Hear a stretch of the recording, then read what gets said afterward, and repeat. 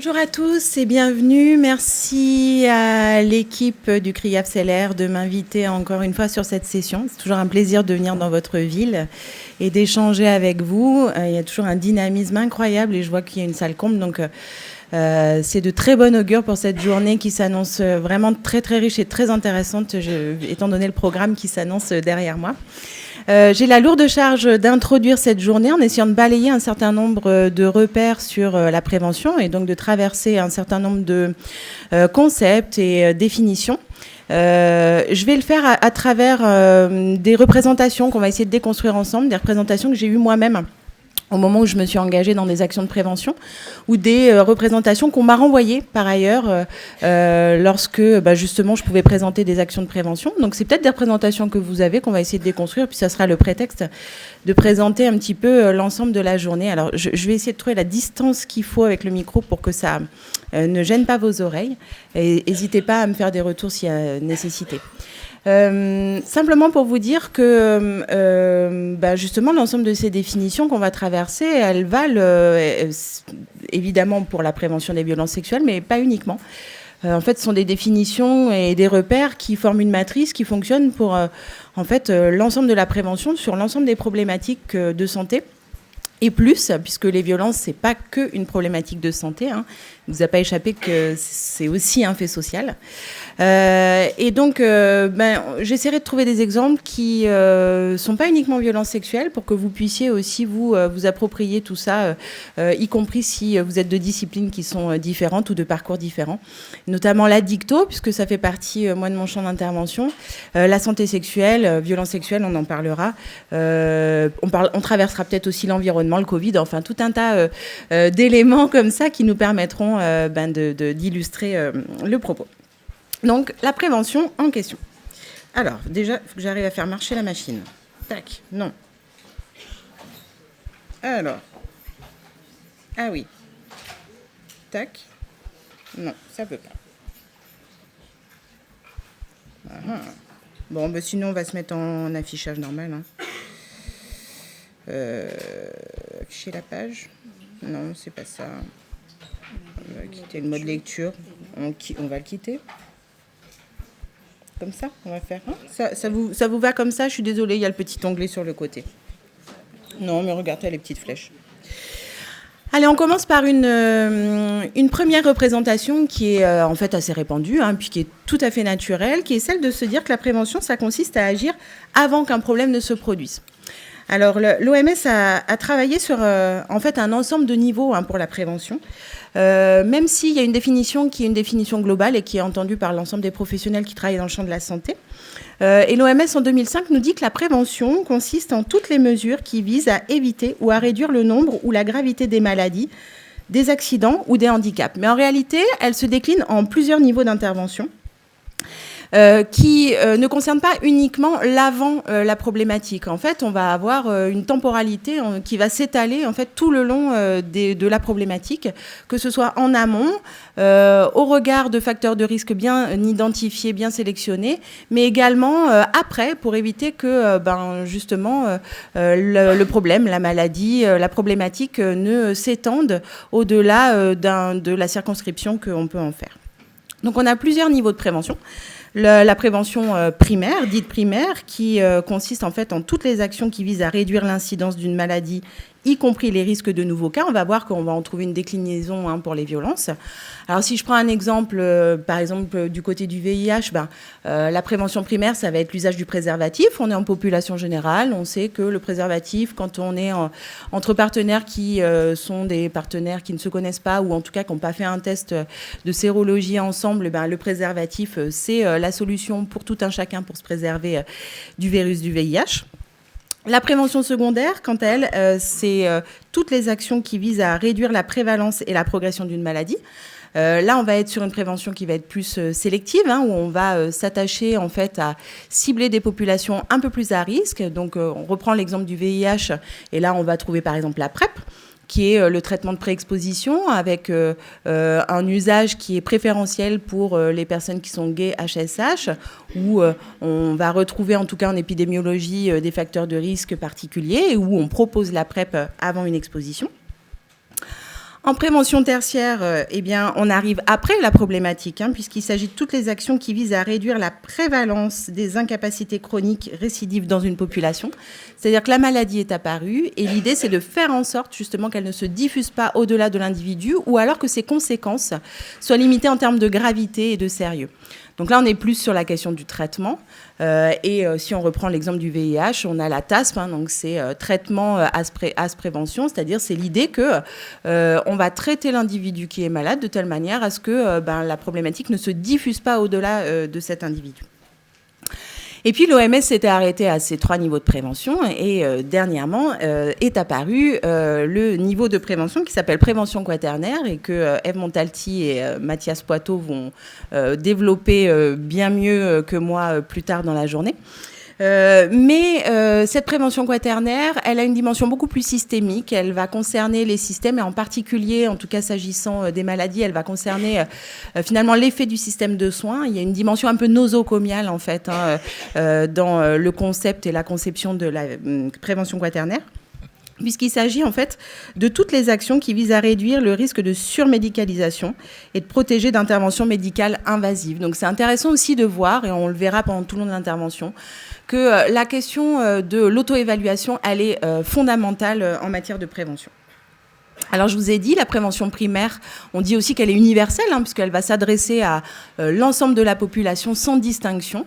La prévention secondaire et la prévention quaternaire, elles vont être plutôt sélectives, c'est-à-dire qu'on va s'adresser soit à des milieux pour la prévention quaternaire, soit à des individus dont on va supposer qu'il y a un surrisque parce que, et là aussi on le verra, la littérature indique qu'il y a des facteurs de risque particuliers sur ce groupe d'individus ou sur ce milieu, et donc on va cibler ces personnes-là. Et puis la prévention ternaire, bien sûr, elle est ciblée, puisque là, on va s'adresser à des individus qui sont déjà concernés par la problématique, qu'on a identifiée, et pour lequel on va apporter une réponse qui permet justement qu'il y ait une diffusion moindre de la difficulté. Alors, il y a une déclinaison pour la violence. Il a fallu trouver des définitions. C'est pas simple, je vous ai dit, c'est pas uniquement une problématique de santé. Et évidemment, il y a des auteurs qui se sont penchés sur la façon dont on pouvait définir l'ensemble de ces niveaux de prévention au niveau de la prévention des violences. Alors, on entendra par prévention primaire sur les violences toutes les mesures qui sont prises avant que la violence ne se produise.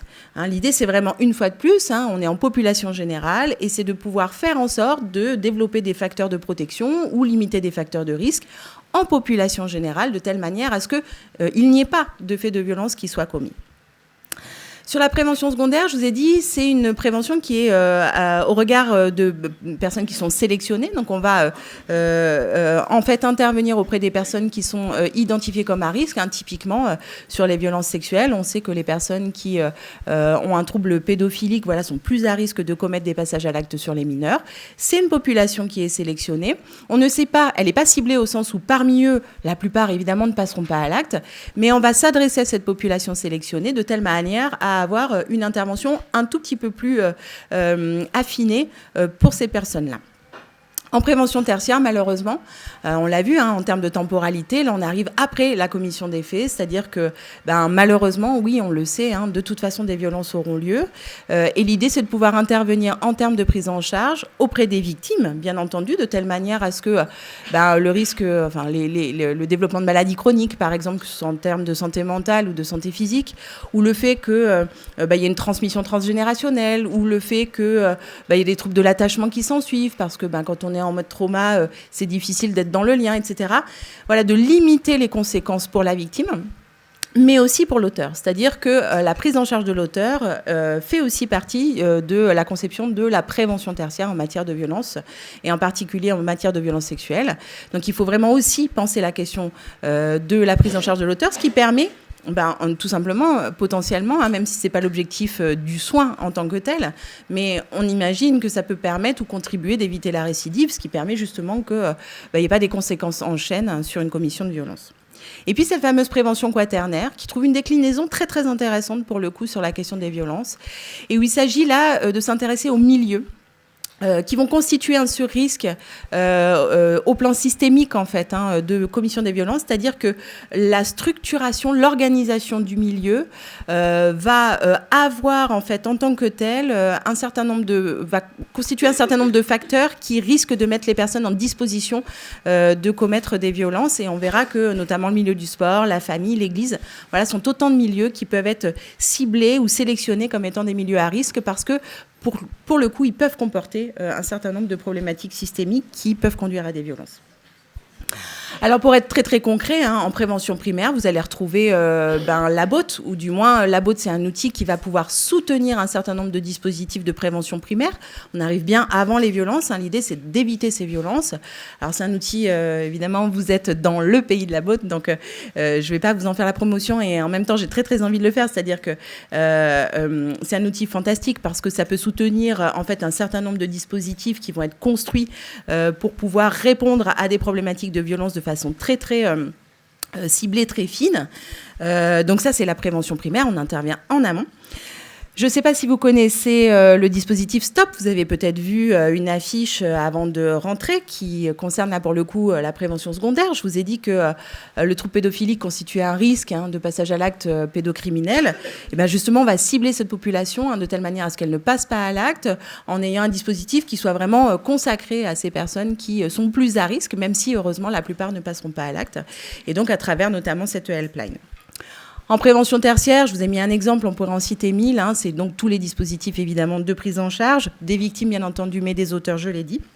Et en prévention quaternaire, je vous ai mis ce petit article parce que je n'avais pas de logo de dispositif, mais pour vous donner une idée, vous savez, quand Judith Godrèche a dénoncé, évidemment, les faits de violences sexuelles qui étaient répétés dans le milieu du cinéma, elle a permis de mettre en évidence que dans ce milieu, il y avait un facteur systémique qui était un surrisque en fait de passage à l'acte en matière de violence sexuelle, qui était un lien en fait d'autorité, on va dire directe, entre le réalisateur qui est un adulte, qui constitue en plus une figure d'autorité au-delà d'être en position d'autorité.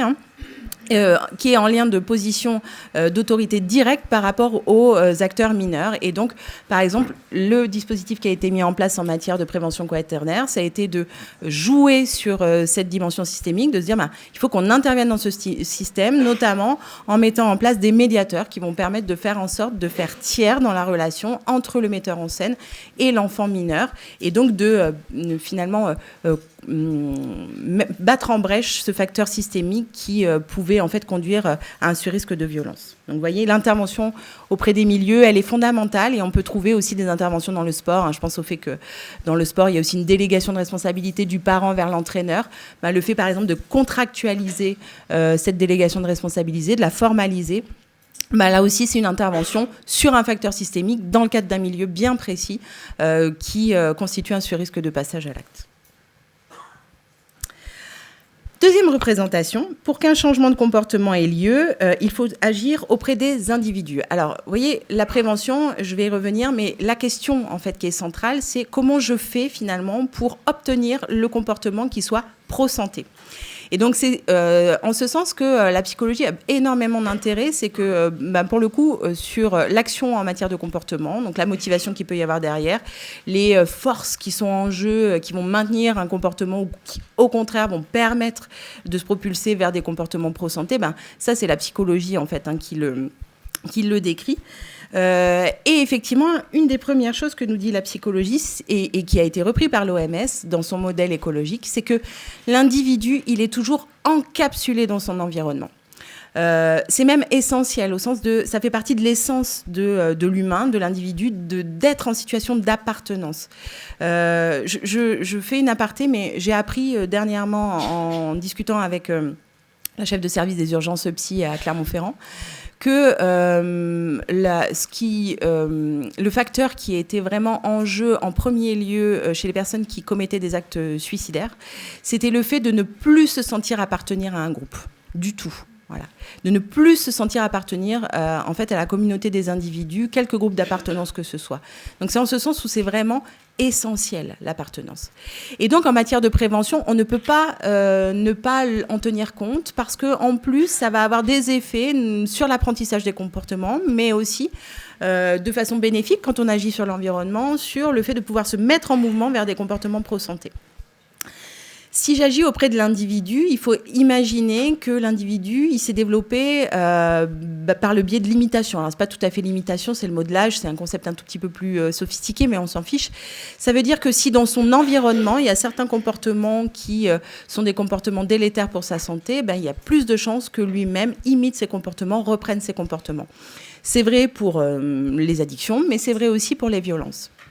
Donc ça, c'est pour le développement de l'individu. Mais il y a une autre façon de le concevoir, c'est justement en termes de groupes d'appartenance. Vous savez, on appartient tous à des groupes d'appartenance, la plupart du temps des groupes d'appartenance multiples. Moi, j'appartiens au groupe des femmes, je ne l'ai pas forcément choisi, j'appartiens au groupe des psychologues, j'appartiens au groupe des Auvergnats, qui est un groupe d'appartenance très fort, je le dis assez fréquemment.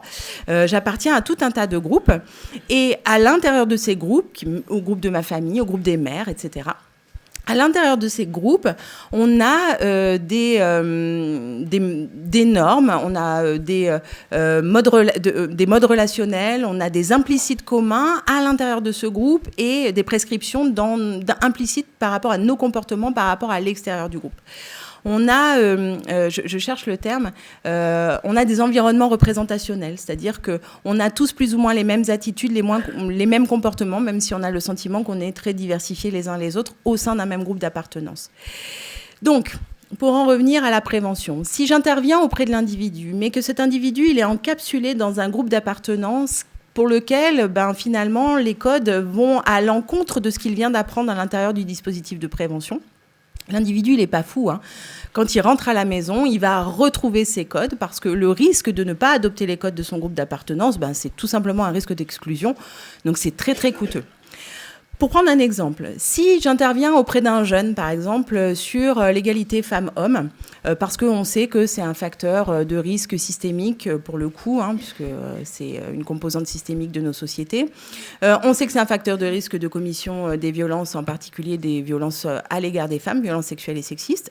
Si j'interviens auprès de l'individu, on va pouvoir déconstruire énormément de choses. Ça peut instiller quelque chose dans le sens critique. Mais s'il revient dans sa famille et que dans sa famille, les garçons ont le droit de faire des études et pas les filles, parce que c'est comme ça dans la famille, et puis que la mère est disqualifiée, et que dans son milieu communautaire, alors je sais que le mot communautaire, il fait friser nos oreilles en France parce que c'est pas forcément notre conception, c'est souvent utilisé de façon péjorative, mais dans les pays anglo-saxons, ça a beaucoup de sens. Bref, si dans son milieu communautaire, l'ensemble de ces attitudes un peu sexistes sont reprises et sont validées de façon théorique, et si dans notre société, dans notre environnement, on continue de mettre des femmes toutes nues pour vendre des voitures, a priori, l'individu, il ne va pas changer de comportement. Donc, il faut pouvoir agir sur l'ensemble de cette écologie pour pouvoir imaginer qu'un comportement bascule du côté d'un comportement pro-social et évidemment pro-santé. Je vous rappelle la représentation qu'on était en train de battre en brèche, c'est il faut agir auprès de l'individu. Alors, on l'a dit, la prévention quaternaire le dit aussi. Là, c'est écrit en anglais, je ne vous demande pas forcément de le lire, mais l'idée, c'est de se dire qu'il y a aussi des facteurs systémiques. C'est un terme que j'ai employé et qu'on emploie fréquemment, que vous m'avez entendu dire, du coup. C'est l'idée qu'il y a des facteurs qui sont en effet reliés à l'individu, à sa construction, à son parcours, à des caractéristiques qui lui sont propres, mais il y a aussi des facteurs systémiques qui contribuent en fait à la commission des violences notamment, puisqu'il s'agit de notre sujet de prédilection. On a fait un travail effectivement avec le consortium francophone pour la prévention des violences sexuelles sur l'ensemble des facteurs systémiques qui avaient été mis en évidence dans la littérature, notamment dans les recommandations des grosses institutions type UNESCO, UNICEF, ONU Femmes et OMS. Et on a vu qu'en effet, il y a des facteurs systémiques, c'est-à-dire que les gouvernements, les États peuvent mettre au travail un certain nombre de facteurs sociétaux qui permettent de contribuer en fait à ce que on favorise des comportements qui soient des comportements prosociaux. Donc c'est très important d'agir auprès de l'individu. C'est aussi très très important que les organisations agissent à leur propre niveau sur des niveaux qui leur sont dévolus. Dernière chose, petit pas de côté sur cette question de l'environnement. C'est un petit pas de côté parce que ça ne va pas dans la continuité de ce que je suis en train de vous dire, mais c'est plus poétique. C'est de se dire que parfois, quand on agit sur l'environnement, de façon très subtile, on peut influer sur les comportements. Regardez cette image qui, en fait, montre que quand on dessine un piano sur des escaliers, certaines personnes vont plutôt prendre l'escalier que de prendre l'escalator. Au Japon, notre technique, c'était de mettre le nombre de calories dépensées. Ils affichent le nombre de calories dépensées quand on monte l'escalier plutôt que l'escalator. C'est assez motivant aussi. En fait, ça a beaucoup plus d'effets et d'impact, et on le verra sur la dimension aussi très négative parfois de certains arguments. Ça a beaucoup plus d'effets, beaucoup plus d'impact que de dire à un individu franchement, tu devrais faire du sport, tu devrais monter les escaliers plutôt que de monter l'escalator. Il y a quelque chose de beaucoup plus ludique et qui intervient sans être finalement une intervention qui soit prescriptrice. Et ça, c'est plutôt bienvenu. Donc, c'est la fameuse théorie des nudges, qui est une déclinaison en fait, des théories libertariennes. C'est l'idée vraiment d'influer sur le comportement des individus, mais sans imposer un comportement. Et donc ça, c'est un exemple très poétique. Troisième représentation. Alors là, pour le coup, c'est quelque chose qu'on m'a souvent envoyé. La prévention n'est pas une discipline scientifique. Alors, c'est assez français de dire ça, tout simplement parce qu'en France, on a un regard malheureusement pas suffisamment bienveillant avec la santé publique, alors que la santé publique, notamment dans les pays anglo-saxons, c'est la reine des disciplines médicales, précisément parce qu'elle suppose d'avoir un certain nombre de connaissances scientifiques, mais également une vision méta qui permettent de penser des actions, et notamment des actions de prévention, et donc d'avoir une vision juste très politique au sens noble du terme. Donc voilà. Mais tout ça pour dire que, au-delà de cette vision politique, la prévention, elle est très structurée. En fait, il faut qu'elle soit structurée, et elle est avant tout consolidée sur des preuves. Elle se construit sur des preuves scientifiques. Donc, la première chose qui se passe avant d'imaginer et de construire un dispositif de prévention, la première étape, c'est la recherche en vérité. Cette étape, on l'oublie quand on est dans la créativité des actions, mais en vérité, il y a d'abord ça qui se passe. Je vous ai parlé de facteurs de protection, de facteurs de risque, tout ça, il a fallu qu'il y ait des chercheurs qui le trouvent. Donc la première chose qui se passe quand on fait de la prévention, c'est que d'abord on va établir le nombre de personnes qui sont concernées. Il faut qu'on ait une idée en fait de l'épidémiologie, et il faut qu'on ait une idée des facteurs de risque et des facteurs de protection qu'il va falloir cibler. Et enfin, il va falloir qu'on quantifie également les conséquences, parce que c'est quand on quantifie les conséquences qu'on peut aussi avoir finalement un regard économique sur la prévention. Je ne l'ai pas mis comme représentation, mais souvent on dit que la prévention, ça coûte cher. Mais en fait, la prévention coûte bien moins cher que de soigner toutes les maladies ou toutes les problématiques qui sont finalement consécutives à la problématique qu'on est en train de traiter. Et donc, à partir de ce moment-là, quand on sait qu'il y a un nombre conséquent de personnes qui sont concernées, qu'il y a des conséquences qui sont réelles et qu'on peut les établir, qu'on connaît les facteurs de risque et de protection, alors on va enclencher, c'est éligible à la prévention, et on va enclencher des recherches pour comprendre quels peuvent être les dispositifs adaptés. Là, ce n'est pas pour vous sidérer, mais c'est pour vous dire que derrière, on structure une action de prévention. Donc ça, c'est issu d'un article de Béatrice Lambois, qui est une docteure en psychologie, chercheuse en psychologie de la prévention. On peut citer d'autres modèles, mais celui-ci, il est particulièrement intéressant. Sur la droite de l'écran, vous voyez que en fait, les dispositifs de prévention se construisent d'abord en établissant effectivement une revue de la littérature, savoir, je vous l'ai dit, quels sont les facteurs de risque, facteurs de prévention.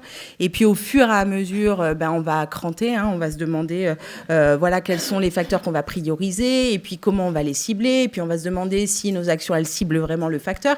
Et puis à la fin, et ça c'est un élément très très important, on va évaluer tout ça. Parce que c'est important de pouvoir se demander si oui ou non on a réussi à avoir l'effet qui était escompté, et donc comment on peut réorganiser notre action de telle manière à ce qu'elle soit meilleure et plus efficace. Donc vous voyez, une action de prévention, c'est vraiment toute une structuration. Et puis, on ne se pose pas que des questions en termes d'efficacité. C'est-à-dire que la question, et c'est là où il y a une dimension politique, c'est pas est-ce que ça marche, est-ce que ça ne marche pas en théorie. C'est aussi, et là c'est la partie plutôt gauche, est-ce que c'est certes fondé sur des preuves, mais également est-ce que c'est adapté ? Et est-ce que c'est faisable? C'est-à-dire, est-ce qu'on a l'argent pour le faire? Est-ce qu'on a des professionnels pour le faire? Est-ce que c'est acceptable? La question de l'acceptabilité, on l'a beaucoup entendu pendant le Covid. On aurait pu enfermer tout le monde pendant des mois et des mois. Sans doute, ça aurait été très efficace, fondé sur des preuves. Mais ce n'était pas acceptable. Voyez. Donc, quand on construit une action de prévention, on a aussi l'ensemble de ces paramètres-là qui ne sont pas uniquement des preuves scientifiques, qui sont aussi une attention politique, finalement, sur notre action. Autre représentation, pour faire de la prévention, il suffit de prendre conscience des risques. Alors ça, c'est ma représentation préférée, qu'on va battre en brèche très, très vite, pour plusieurs raisons. Déjà, la question des risques, c'est de pointer en fait des éléments très négatifs et de faire peur en fait. Les campagnes qui sont basées sur les risques, si on prend ce type de dispositif, campagne de sensibilisation, de prévention. Les campagnes qui sont basées sur les risques, en fait, aujourd'hui, elles sont très critiquées. Alors, à un moment donné, on a dit, quand c'est basé sur les risques, ça fait peur. Donc, les gens, finalement, ont un recul pour se protéger et puis ils ne changent pas leur comportement. Alors, en fait, c'est un tout petit peu plus compliqué et c'est très intéressant de le savoir. C'est de se dire que finalement, il y a une succession de délibérations qui font que je vais mettre en balance la menace, donc la taille de la menace, et mon sentiment d'efficacité personnelle. C'est-à-dire que si la menace est énorme et que moi, j'ai le sentiment que quelles que soient les actions que je vais faire, ça aura vraiment très peu d'impact, je n'agis pas. Je ne fais pas le comportement qui est pro-social ou qui est pro-santé. En revanche, si la menace, elle est pas trop élevée et que j'ai un sentiment d'efficacité personnelle, alors je vais enclencher une action. Et ça, c'est intéressant, par exemple, par rapport au climat. Typiquement, voilà, le climat, les problématiques climatiques, on pourrait avoir plein d'actions de prévention, mais en fait, la montagne paraît tellement immense. Et nous, on est tellement démunis, on se dit, mais moi, j'éteins le robinet, franchement, ça ne va pas changer les 5 degrés en plus de l'été prochain. Et donc ça sidère l'action. Donc, c'est aussi intéressant, je vous le dis aussi en matière de management, pour ceux qui sont en situation, de pouvoir découper la problématique en petites problématiques accessibles, en petites marches accessibles, et surtout, quand on agit auprès des individus, de leur apporter des ressources et un sentiment d'efficacité personnelle. C'est-à-dire qu'il faut qu'ils sachent, les individus, quoi faire pour intervenir. Sinon, le comportement d'eux-mêmes, ils ne vont pas le réaliser. Par rapport au risque, on a aussi un exemple du VIH. On sait que là, c'est un exemple qui est vraiment très, très intéressant, qui est de voir que quand on met en évidence la question du risque, finalement, ce n'est pas toujours très efficace non plus.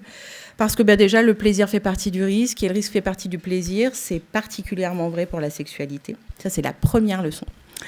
La leçon numéro 2, c'est que l'approche par le risque, elle est normative, elle est stigmatisante. C'est-à-dire que c'est comme s'il y avait une bonne façon de faire. Si tu ne le fais pas correctement, en fait, tu es une mauvaise personne. C'est une façon de dire être quelqu'un de bien, c'est être quelqu'un d'en bonne santé. Alors qu'on verra qu'on a changé de paradigme, heureusement. Mais l'idée, c'est que la santé, ce n'est pas un objectif, c'est un moyen. Et donc ça, c'est vraiment un changement de paradigme qui a été enclenché grâce à l'expérience du VIH. Mais je spoil un petit peu la suite.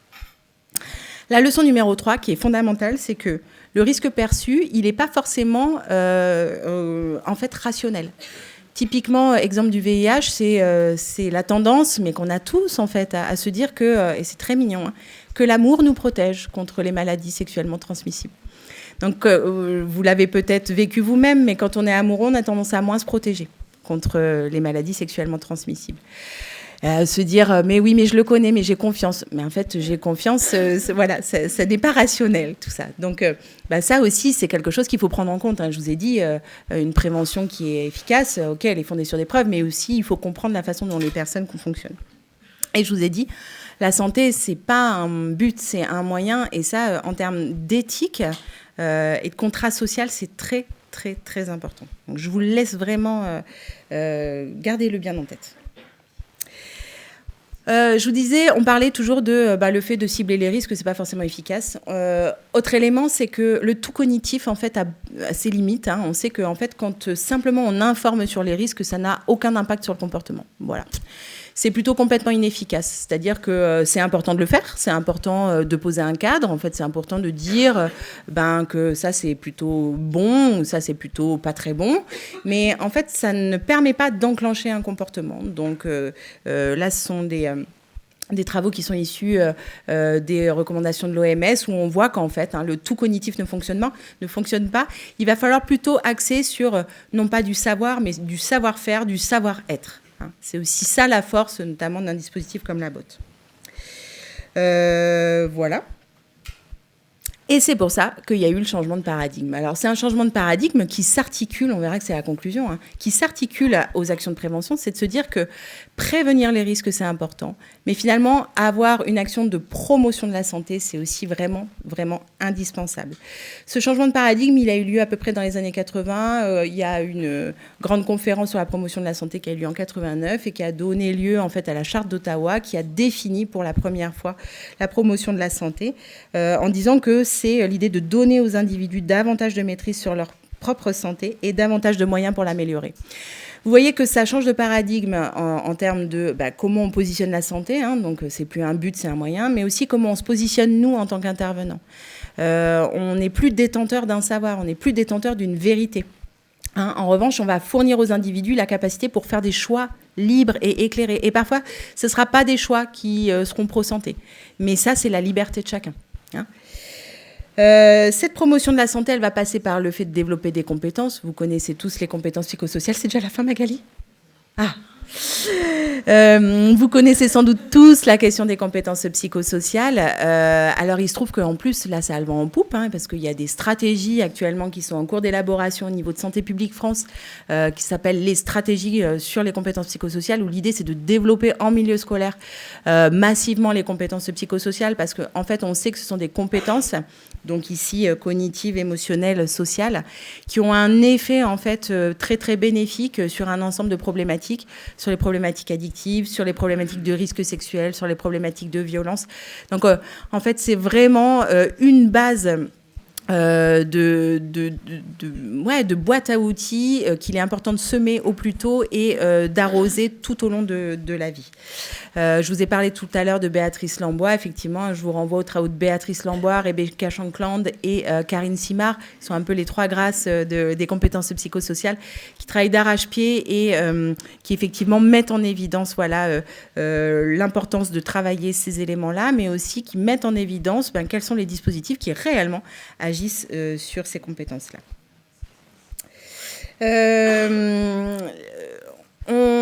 Donc, on est toujours sur la promotion de la santé. Je vous ai dit, l'individu il est toujours encapsulé dans son environnement. Donc, en promotion de la santé, on pense les compétences de l'individu, mais on va aussi penser les déterminants de santé qui ne sont pas que individuels. C'est-à-dire que tout n'est pas relatif à la volonté individuelle. En fait, l'environnement de l'individu va énormément conditionner ses conduites, en l'occurrence ses conduites pro-sociales ou non, pro-santé ou non. Et donc, il y a aussi en fait un travail à réaliser au niveau des milieux et au niveau plus globalement de la société pour intervenir justement sur les modèles socioculturels, sur l'économie, sur les valeurs, les normes, etc., qui sont autant de facteurs systémiques qui doivent être accessibles et en tout cas mis au travail. Tout ça, en tout cas au niveau individuel, ça passe par l'éducation pour la santé. Donc, c'est un ensemble de méthodes en fait, éducatives qui, certes, font appel à une approche cognitive, mais pas uniquement. Elles vont aussi faire appel à une approche responsabilisante et participative. L'idée, c'est vraiment de faire en sorte que ce soit les individus qui soient acteurs de leur propre développement. Alors, l'écueil, il y en a toujours, en fait. C'est justement d'avoir un regard peut-être sur l'ubérisation des personnes, se dire il faut qu'ils se développent, il faut qu'ils soient meilleurs en compétences, etc. Non, vraiment, il ne faut pas tomber dans cet écueil. Il y a aussi la nécessité qu'il y ait un accompagnement du côté éducatif et du côté du soin. Ce n'est pas aux individus de faire en sorte de prendre en charge leur propre développement. Ils doivent le faire, bien entendu, mais on a encore une action à mener, on a encore une responsabilité collective pour faire en sorte que ces individus, l'ensemble des individus, puissent évoluer dans des contextes qui soient favorables.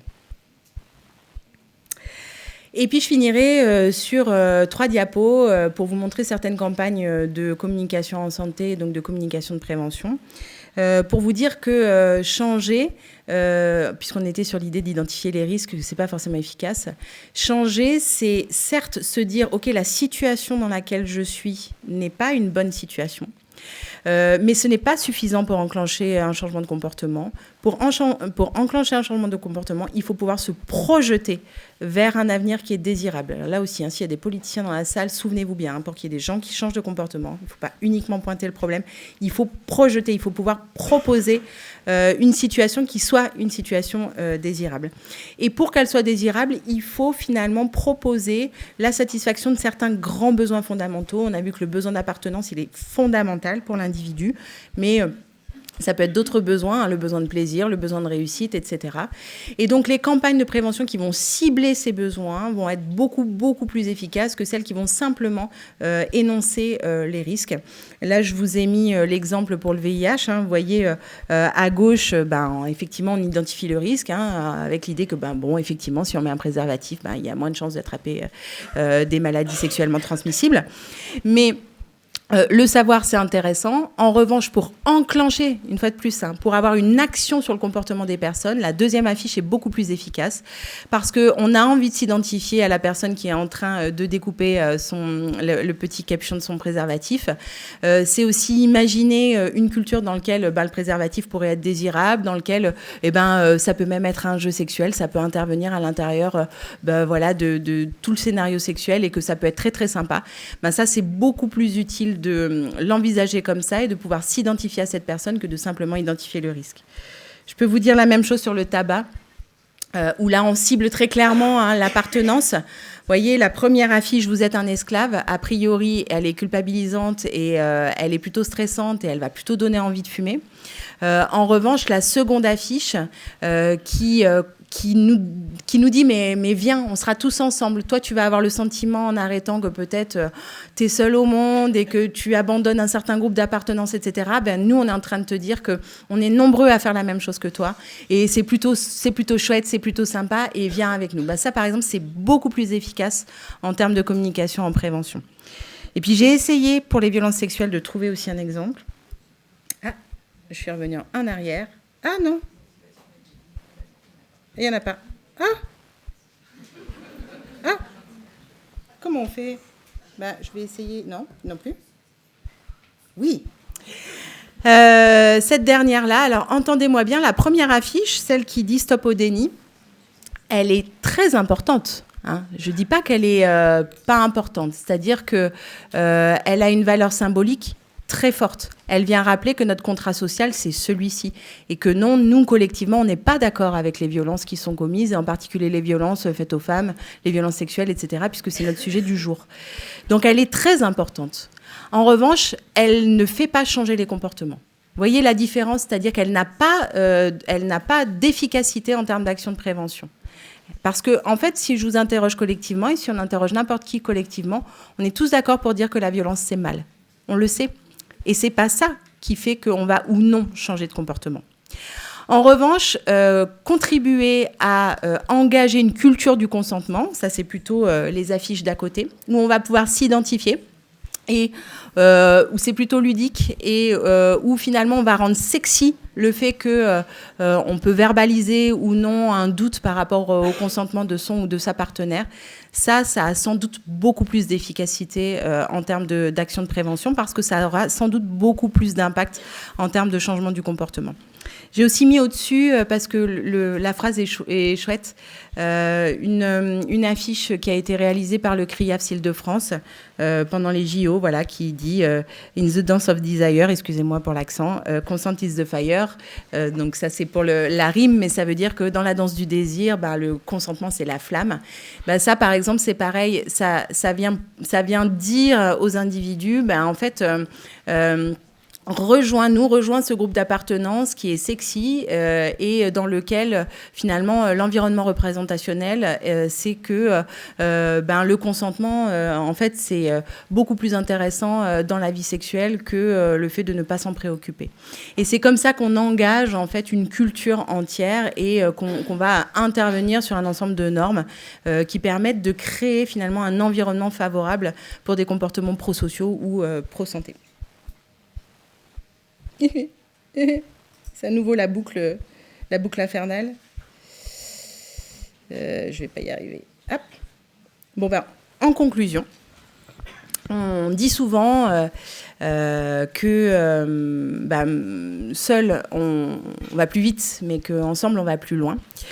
Sur les actions de prévention, j'ai envie de dire que la question, c'est pas de s'unir, mais c'est vraiment de s'articuler et de se combiner. Vous avez vu, il y a plein de niveaux différents, il y a plein de dimensions différentes. Et donc l'idée, c'est de faire... Il y a des territoires pour tout le monde. L'idée, c'est vraiment de s'articuler parce que c'est pas l'idée d'aller plus loin, c'est l'idée d'avoir plus d'amplitude. Et donc ça, c'est vraiment indispensable d'intervenir, de pouvoir imaginer des actions à tous les niveaux, c'est-à-dire qu'ils vont cibler chacun des facteurs de risque, chacun des facteurs de protection qui sont identifiés dans la littérature, qu'on puisse avoir des actions au niveau primaire, secondaire, tertiaire et même quaternaire auprès des milieux, qu'on puisse intervenir certes auprès des individus, mais quand on en a la possibilité, auprès de son entourage, auprès de sa communauté et ceux qui y ont accès, auprès de la société dans son ensemble. Vous voyez, il y a de la place pour tout le monde, effectivement, et je vous engage à vous investir dans ce grand et vaste et passionnant champ de la prévention, et je vous souhaite une très belle journée.